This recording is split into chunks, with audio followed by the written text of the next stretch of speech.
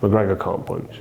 Can't punch the skin off a rice pudding. I was there when he boxed Floyd Mayweather. Prediction for AJ versus Usyk? It's a tough one for AJ. I'd like to think AJ could do the job. He's definitely got all the physical attributes to win the fight. So, first things first, how do the nerves and pressure of a poker tournament compare to fighting in front of 80,000 at Wembley? That's a big comparison.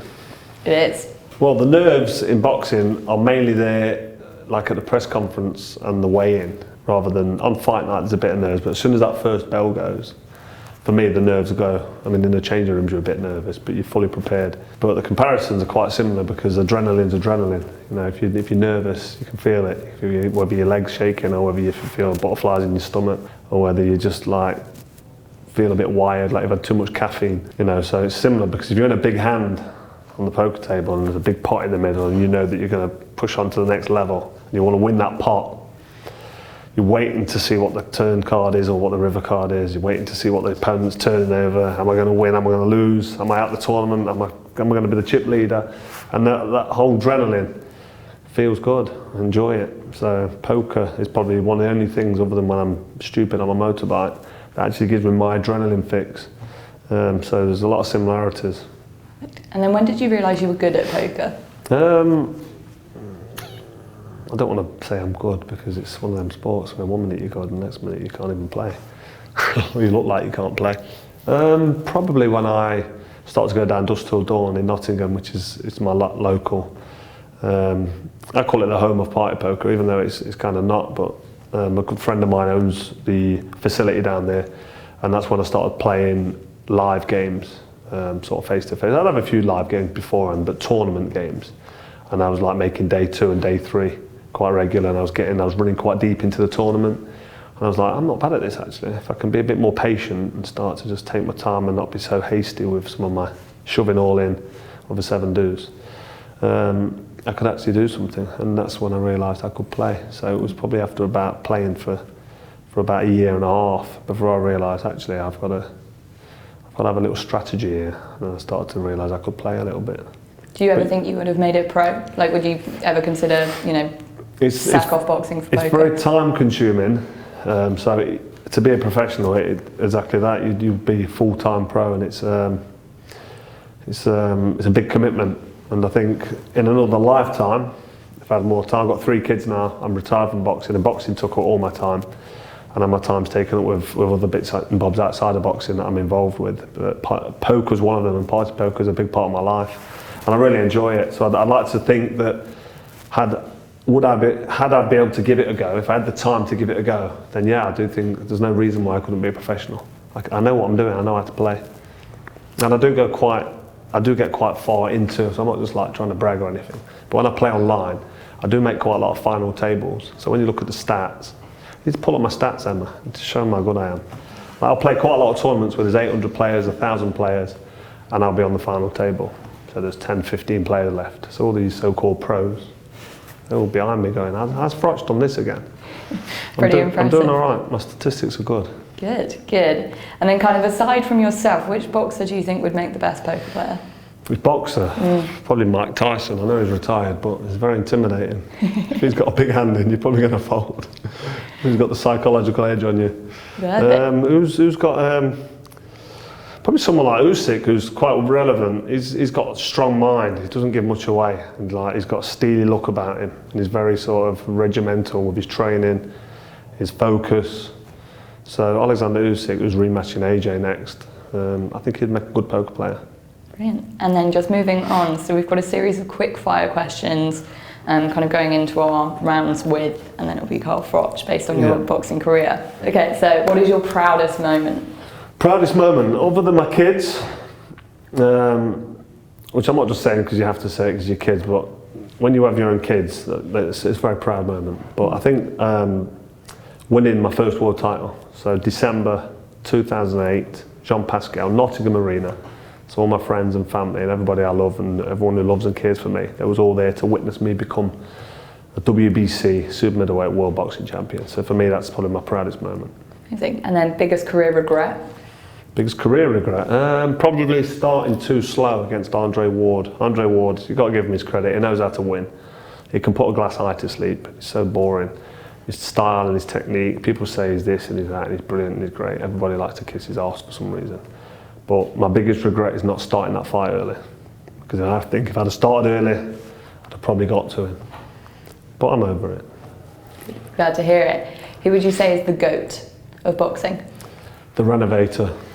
That's my brother. He's undefeated. In 13, on the unlicensed scene. And alongside of him, probably greatest professional. I'm not going to go back and be history. I'm not going to Sugar Ray Robinson or them sort of names. For me, current and you can say he's the greatest of all time has to be Floyd Mayweather. Because if you look at his CV and look at who he's boxed, he boxed everybody. Everybody who was coming through, like the Miguel Cottos and Zab Judas, and the people that was doing everything and winning stuff, and like he took on Hatton. He just beats them all, beats everybody, fights them, doesn't care. Canelo Alvarez took him on. Alvarez was bigger than Mayweather. He got in there. It was tough for him. It was hard, but he gets in there with the best of the best, and he constantly wins. Retired undefeated, 50-0. He's got to be the GOAT. Nice. And slightly different vein, which MMA fighters do you like watching? There's a guy from Liverpool called the Mad Paddy. What is he called? Paddy the Baddy. Paddy the Baddy. That's him. Yeah. So I think he's got the entertainment value. Anderson Silva was good to watch. He was like, is he even still going? He kind of got me into it. And Conor McGregor, obviously, is a big name because he's got the mouth and he's got the charisma. The fair play to him. But yeah, I'm just sort of getting into mixed martial arts now. I'm not a massive I ain't got my knowledge on mixed martial arts. I watch a fight and I won't know who I'm watching, but I watch it and I watch it back again because it gets brutal in there sometimes. And I've got a lot of respect for these fighters because we wear gloves in boxing, 10-ounce gloves. They wear little hand mitts, and all right, they're not massive punchers. Some of them can punch. Don't get me wrong. McGregor can't punch. Can't punch the skin off a rice pudding. I was there when he boxed Floyd Mayweather, but they kick you in the face and they knee you in the head and do these spinning kicks, and then they get you on the floor and fuck you up, sorry the language, but they mess you up, you know what I mean? They get you in some headlock and get you at arms. I admire these guys and I respect them. So yeah, I'm crossing over. I'll always be boxing will always be my sport, but mixed martial arts gets me up in the morning. And then kind of slightly different, what do you think of influences in boxing, and has your stance changed kind of in recent years? Influences? Yeah, as in like Jake Paul. Obviously, I know Tommy is a big fighter within his own right, but obviously, he was kind of brought to the surface by Love Island and obviously, Tyson and all of that. Kind of, what do you think of my stance on it's always been the same. It's not changed. It's not changed as Jake Paul's won a couple of little fights, and I've always thought it's not professional boxing for a start. They're not pros.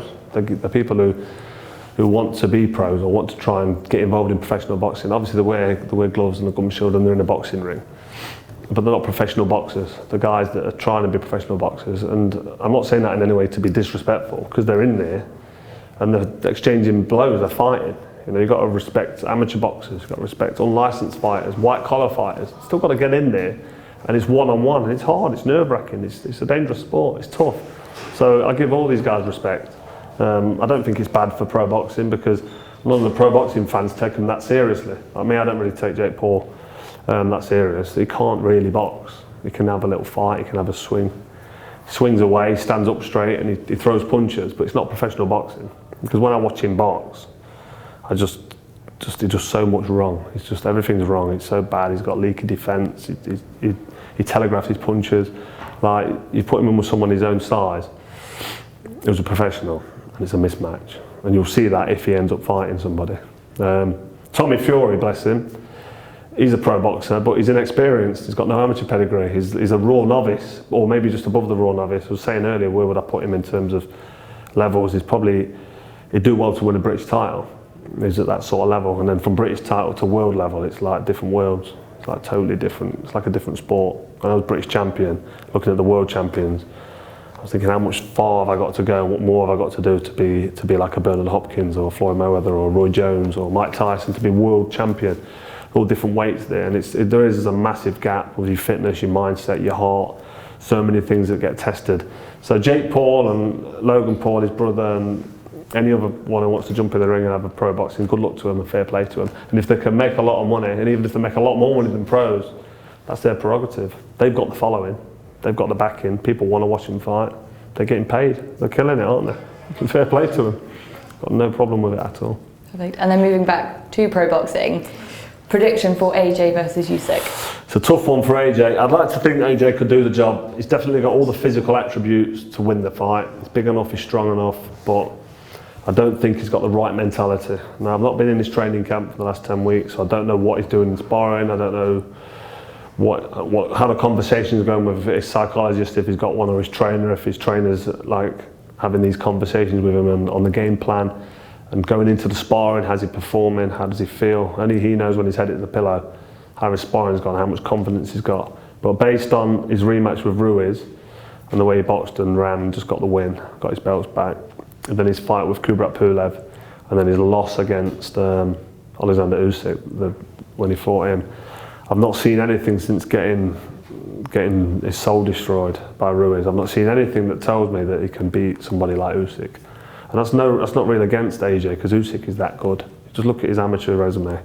Look at what he's done as an amateur. Then he stepped up to be an undisputed cruiserweight professional, undisputed cruiserweight champion in a division that was really tough at the time. You've got people like Gassiev in there that he went in the Super Series and he came out on top in that Super Series, undisputed unified cruiserweight champion.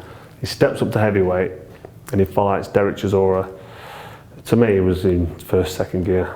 I think he was I think he's that smart in that fight. He let people think that he wasn't a heavyweight and he wasn't good enough, just to let people like AJ go, yeah, I could beat him. And all the team around him, I think you could beat him.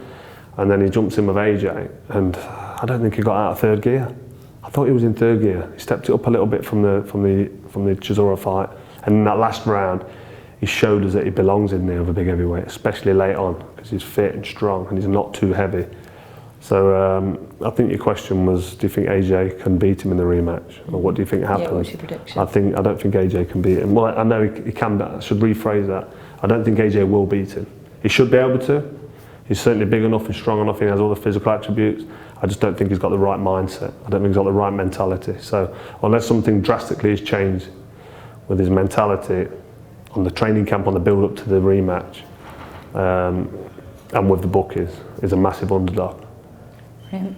And then, do you think Tyson Fury is like really retired?